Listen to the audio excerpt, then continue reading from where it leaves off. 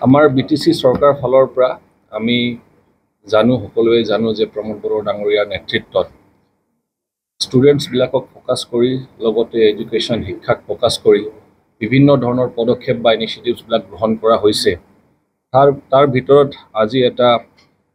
পদক্ষেপ ইনিচিয়েটিভ আকৌ আমাৰ বিটিয়া চৰকাৰ ফালৰ পৰা আমি ৰাজহুৱা কৰিব খুজিছো এইখন হৈছে নিউ এডুকেশ্যনাল ইনিচিয়েটিভছ ফৰ ষ্টুডেন্টছ আমাৰ এডুকেশ্যনৰ কাৰণে শিক্ষাৰ কাৰণে নতুন এটা পদক্ষেপ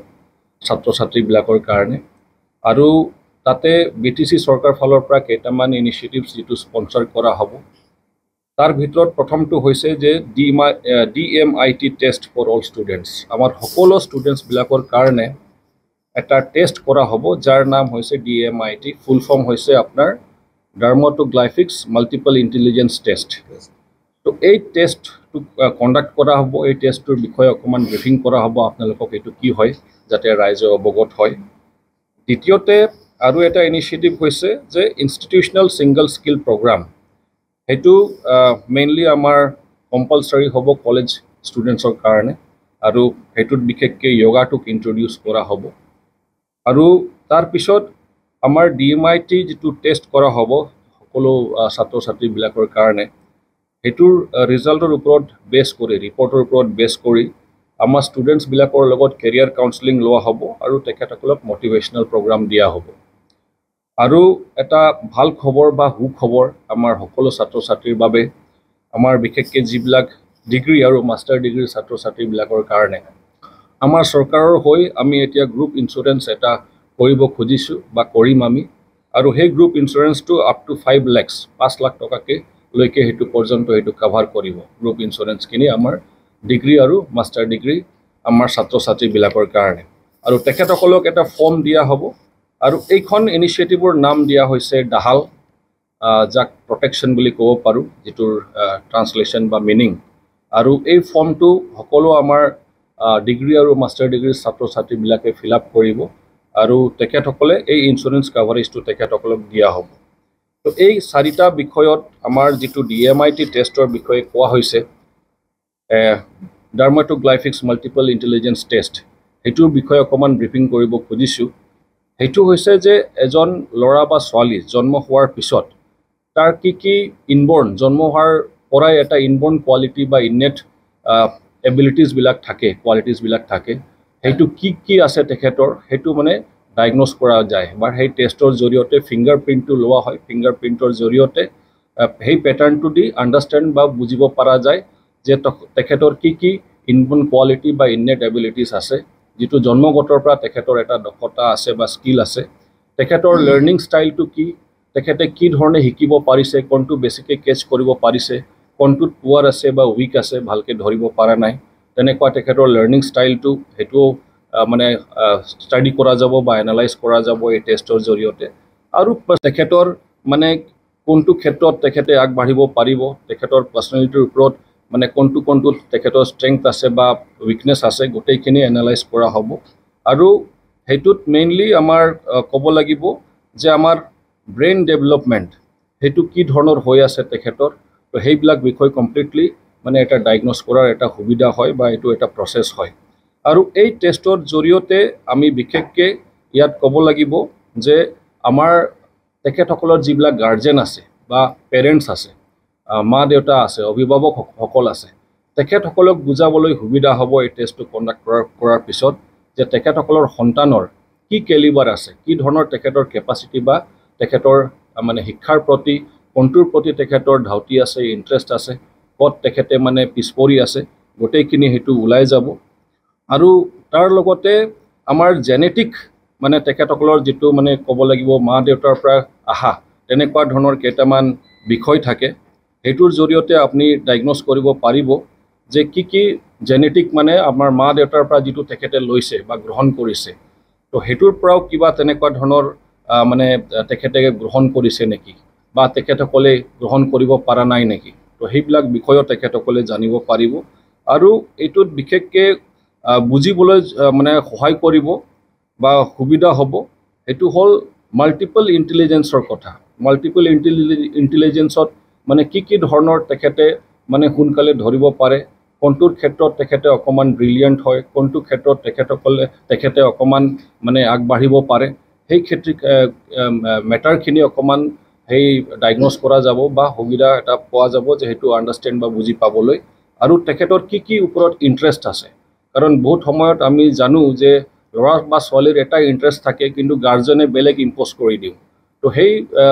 ৰং বিষয়টো ইম্প'জ কৰি দিলে তেখেতৰ ফিউচাৰটোত হেম্পাৰ হৈ যায়। ছাপ'জ এতিয়া মেট্ৰিক পাছ কৰাৰ পিছত কোনোবা যদি এতিয়া ইণ্টাৰেষ্ট আছে যে মই আৰ্টছতে পঢ়িম, ছায়েন্সত ইণ্টাৰেষ্ট নাই, কোনোবা যদি পেৰেণ্টছে কৈ দিয়ে যে নাই ছায়েন্সত পঢ়িব লাগিব বা কমাৰ্চত পঢ়িব লাগিব, তেতিয়া তেখেতৰ ইণ্টাৰেষ্টৰ এগেইনষ্টত গুচি যায়, আৰু তেতিয়া তেখেতৰ মানে এডুকেশ্যনত কম্প্ৰমাইজ হৈ যায়, কাৰণ তেখেতৰ ইণ্টাৰেষ্ট আছিল বেলেগ, কৰিব দি আছোঁ আমি বেলেগ। তো সেই ইণ্টাৰেষ্টটো মানে এতিয়া ধৰক যদি আমি গম পাই যাওঁ, তেতিয়া নিশ্চিতভাৱে সেইখিনি ক্ষেত্ৰতে আমি তেখেতক আগুৱাই লৈ যাবলৈ সুবিধা হ'ব, আৰু তেখেতে নিজেই মানে সেইখন ক্ষেত্ৰত মানে আগবাঢ়িবলৈ সুবিধা হ'ব, কাৰণ তেখেতৰ নিজৰ ইণ্টাৰেষ্ট তাতে জড়িত হৈ আছে। তো সেই ক্ষেত্ৰত আমাৰ সুবিধা হ'ব তেখেতৰ ইণ্টাৰেষ্টটো জানিবলৈ, বুজিবলৈ। তো এই ক্ষেত্ৰত বহুত সহায় কৰিব, আৰু এইটো তেখেতৰ কেৰিয়াৰটো আগবাঢ়ি লৈ যাবলৈ, কেৰিয়াৰটোত মানে ছাকচেছফুল হ'বলৈ, সাফল্যমণ্ডিত হ'বলৈ, এইটো এটা তেখেতৰ জীৱনৰ কাৰণে এটা ৰণনীতি বা এটা ষ্ট্ৰেটেজিও আমি তেখেতৰ কেৰিয়াৰৰ কাৰণে বনাবলৈ আমি সক্ষম হ'ম বা সুবিধা এটা পাম, সেইখিনি বুজি পালে। আৰু তাৰ লগতে তেখেতে কোনটো ষ্ট্ৰীমটোত মানে ইণ্টাৰেষ্ট আছে, আৰ্টছ, কমাৰ্চ, ছায়েন্স, কোনটোত পঢ়িবলৈ তেখেতৰ ধাউতি আছে, ইণ্টাৰেষ্ট আছে, গোটেইখিনি বুজি পাই তেখেতে কোনটো চইচ কৰিব, সেইটোত তেখেতক সহায় কৰিবলৈ মানে এটা ৰাস্তা ওলাব। তো এতিয়া কথাটো হৈছে যে টেষ্টৰ জৰিয়তে তেখেতৰ ফাউণ্ডেশ্যন, এইটো এটা ফাউণ্ডেশ্যন হ'ব, এটা এনালাইজ কৰিবলৈ, এটা ইভালুৱেশ্যন কৰিবলৈ এই টেষ্টৰ জৰিয়তে, যে কোন ক্ষেত্ৰত তেখেতক আমি আগুৱাই লৈ গ'লে বা তেখেতক কেৰিয়াৰ মানে গাইডেন্স দিলে, তেখেতক মানে মটিভেশ্যন দিলে তেখেতৰ ফিউচাৰটো যাতে সুনিশ্চিত হ'ব পাৰে, সেইটোৰ ক্ষেত্ৰত বহুত সহায় কৰিব। আৰু এই DMIT টেষ্টটো মানে beneficial for all age groups, আমাৰ সৰুৰ পৰা ডাঙৰলৈকে যিসকলক এই টেষ্টটো কৰা হ'ব, তেখেতসকলৰ কাৰণে সুবিধাজনক হ'ব, লাভদায়ক হ'ব, আৰু লগতে গাৰ্জেনসকলৰ কাৰণেও লাভদায়ক হ'ব, অভিভাৱকসকলৰ কাৰণেও লাভদায়ক হ'ব। কাৰণ তেখেতসকলে নিজৰ সন্তানে কোনটো ভাল পায়, কোনটো বেয়া পায়, কোনটোত তেখেতৰ ষ্ট্ৰেংথ আছে, কোনটোত উইকনেছ আছে, গোটেইখিনি কথা যিহেতু গাৰ্জেনসকলেও জানিব, তো তেখেতসকলৰ কাৰণেও সুবিধা হ'ব নিজৰ সন্তানক সেইখনতেই আগবঢ়াই লৈ যাবলৈ আৰু সহায় কৰিবলৈ। আৰু লগতে আমাৰ শিক্ষক শিক্ষয়িত্ৰী বা শিক্ষাগুৰুসকলৰ কাৰণেও, টিচাৰ্ছসকলৰ কাৰণেও লাভদায়ক হ'ব। কাৰণ টিচাৰ্ছসকলে যেতিয়া জানা পাব যে এইখন ছাত্ৰ বা ছাত্ৰীৰ কোনটোত ইণ্টাৰেষ্ট আছে, ধাউতি আছে, আৰু ক'ত কমজোৰ হৈ আছে, তাতে তেখেতসকলে সহায় কৰিব পাৰিব। তো এইটো এটা বহুত ধুনীয়া এটা পদক্ষেপ ক'ব লাগিব, আৰু এইটোৰ জৰিয়তে সঁচাকেই আমি ছাত্ৰ ছাত্ৰীবিলাক সহায় কৰিবলৈ সক্ষম হ'ম, তেখেতসকলক ৰাইট ডিৰেকশ্যন দিবলৈ আমি সক্ষম হ'ম। তেখেতসকলে যাতে জীৱনত বহুতে হাবাথুৰি খাব লগা হৈ যায়, আমি বহুত কেছেছ চাইছোঁ। আমি আমাৰ BTR প্ৰধান প্ৰমোদ বড়ো ডাঙৰীয়া দেৱৰ পৰা বহুত তেনেকুৱা ধৰণৰ ঘটনা শুনিছোঁ, যে তেখেতৰ ওচৰত মাষ্টাৰ্ছ ডিগ্ৰী কৰা ল'ৰা বা ছোৱালীবিলাকে যায়, আৰু তেখেতসকলে মানে চাকৰিৰ কাৰণে, তেখেতসকলৰ মা দেউতাসকলে যায়, তেখেতসকলৰ চাকৰিৰ কাৰণে ৰিকুৱেষ্ট কৰিব লগা হৈ যায়। কিন্তু এজন ল'ৰা বা ছোৱালী এতিয়া ডাঙৰ যদি হৈ যায়, কমচে কম ডিগ্ৰী যদি পাছ কৰে, তেখেতে নিজেই চাকৰিখন বা কি কৰিম সেইখন তেখেতে নিজেই সিদ্ধান্তটো ল'ব লাগিছিল। কিন্তু মাষ্টাৰ ডিগ্ৰী কৰাৰ পিছতে তেখেতসকলে মা বা দেউতাৰ ওপৰত ডিপেণ্ডেণ্ট হ'ব লগা হৈ যায়। কাৰণটো হৈছে যে ৰাইট মানে তেখেতসকলে এনালাইজ কৰা নাই, বা ৰাইট ডিচিশ্যন তেখেতসকলে ল'ব পৰা নাই, বা ৰাইট যিটো ষ্ট্ৰীম সেইটো চুজ কৰিব পৰা নাই। তো সেই ক্ষেত্ৰত তেখেতসকলে এইটো হাবাথুৰি খাব লগা হৈ যায়। আৰু বহুতক চাইছোঁ যে গ্ৰেজুৱেশ্যন পাছ কৰাৰ পিছত, মাষ্টাৰ ডিগ্ৰী পাছ কৰাৰ পিছত তেখেতসকলে হয়তো ITIত ভৰ্তি হয়, ইণ্ডাষ্ট্ৰিয়েল ট্ৰেইনিং ইনষ্টিটিউট, য'ত নেকি ক্লাছ 10 বা 12 পাছ কৰাৰ পিছতে আপুনি ভৰ্তি হ'ব পাৰে।